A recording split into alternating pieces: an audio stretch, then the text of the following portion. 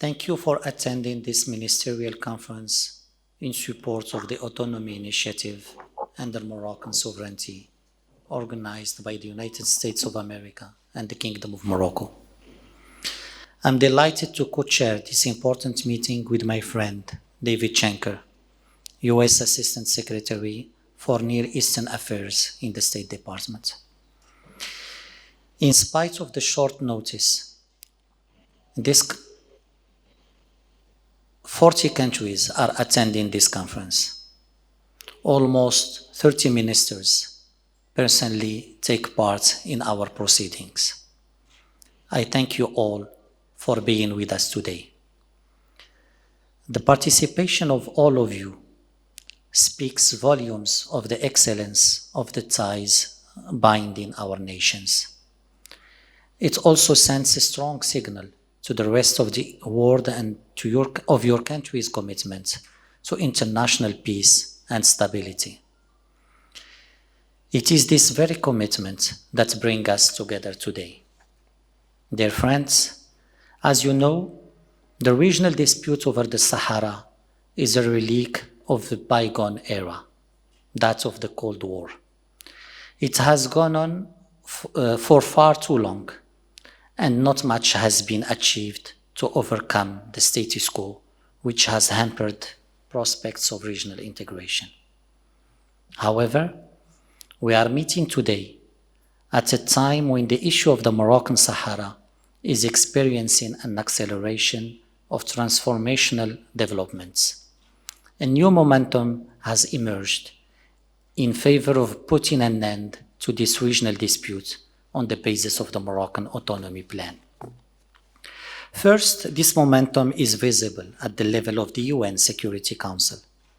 17 successive resolutions enshrined the preeminence of the Moroccan Autonomy Initiative as a serious and credible basis for achieving a realistic, pragmatic, sustainable, and compromise-based political solution.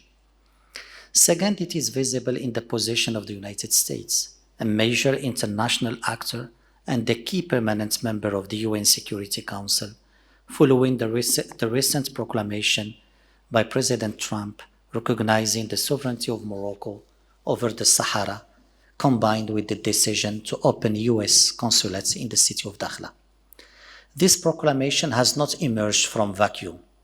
Successive US administrations, from Clinton to Trump, through Bush and Obama, have supported the autonomy initiative.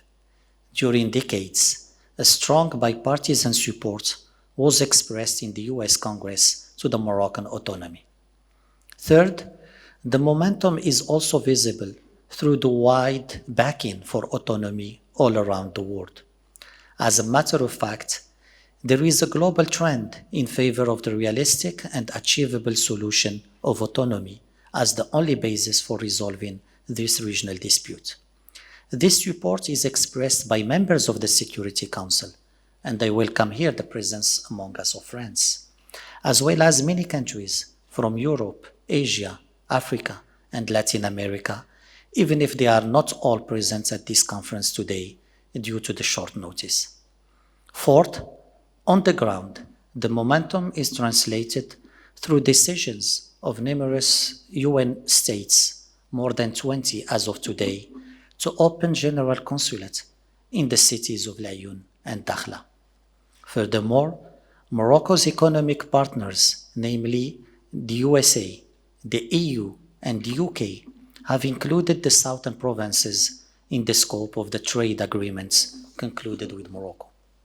Excellencies, ladies and gentlemen, the Moroccan Autonomy Initiative stands at the junction of Morocco's unwavering confidence in its legitimate rights over its southern provinces and its sincere desire to reach a political solution to this regional dispute. As stated by His Majesty King Mohammed VI, and I quote, "Autonomy Initiative is the concrete translation of the solution sought. It is the only possible way to achieve a settlement of the conflict with full respect for national unity and territorial integrity of the kingdom." End quote. As much in its foundation as in its parameters, Morocco's autonomy initiative is serious as a response to the numerous calls of the international community and the Security Council to the parties to overcome the impasse. It is achievable, unlike other obsolete options abandoned by the UN and the international community. It is credible because there is a significant effort that has been put into giving it a far-reaching content. And it is compromise-based, as it is not only face-saving, but also a win-win solution. It emanates from a sincere desire to protect territorial integrity and fight against separatism, which is contrary to international law and a threat to peace and security. The autonomy initiative is not a mere intellectual concept. It is a pragmatic political path, a social project, and a constructive solution which is already on the move.